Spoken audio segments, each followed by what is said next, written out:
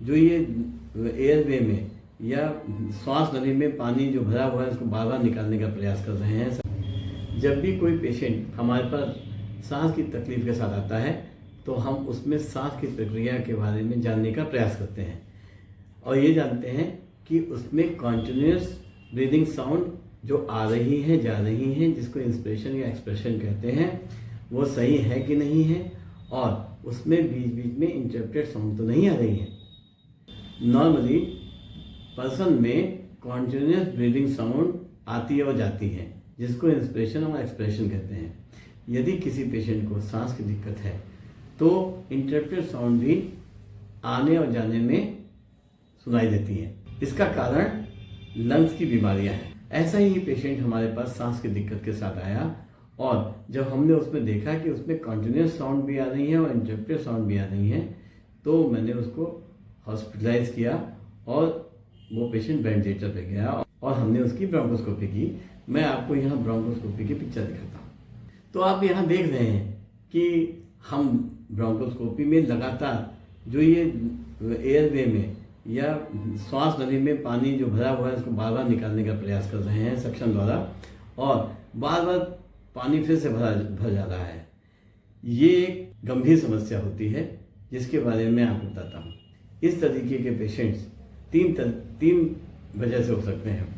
पहला, हार्ट की कमजोरी की वजह से, जिसको पल्मोनरी एडिमा कहते हैं। दूसरा, मल्टी ऑर्गन फेलियर और निमोनिया की वजह से, जिसको ARDS कहते हैं।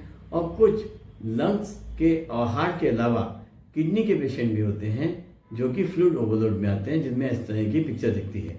अधिकतर इस तरीके के पेशेंट्स जिसको ARDS या पल्मोनरी एडिमा के साथ आते हैं, उनका अंतर केवल ये होता है कि जो ARDS है उसमें हार्ट के फंक्शन नॉर्मल होते हैं और जो पल्मोनरी एडिमा के पेशेंट्स जिसमें हार्ट के फंक्शन रिड्यूस होते हैं। तो आपने देखा कि यहाँ पे ये पेशेंट हमारे पास आया जो कि हार्ट नॉर्मल होने की वजह से भी बार बार सक्शन करने पे बार बार फ्लूइड भर रहा था, जो कि ARDS का पेशेंट है और ARDS के पेशेंट को ट्रीट करना बहुत मुश्किल होता है। मैंने पहले भी कई वीडियोज में आपको बताया हुआ है कि जब भी कभी आपको सांस की समस्या या खांसी लंबी होती है तो आप डॉक्टर से तुरंत सलाह लें और अपनी बीमारी को अर्ली डायग्नोसिस और ट्रीटमेंट से ठीक करें। अदरवाइज आपने देखा, जैसे मैंने वीडियो में दिखाया, इस तरीके के पेशेंट्स बहुत ही रिस्की होते हैं और इनको जान बचाना कभी कभी बहुत मुश्किल होता है। तो इस वीडियो के माध्यम से हमने आपको पल्मोनरी एडिमा या पानी का रिसाव एयरवे में भी दिखाने की कोशिश की और साथ ही ये भी बताया कि ये किन किन बीमारियों में होता है। मैं आपको फिर से रिवाइज कराता हूँ।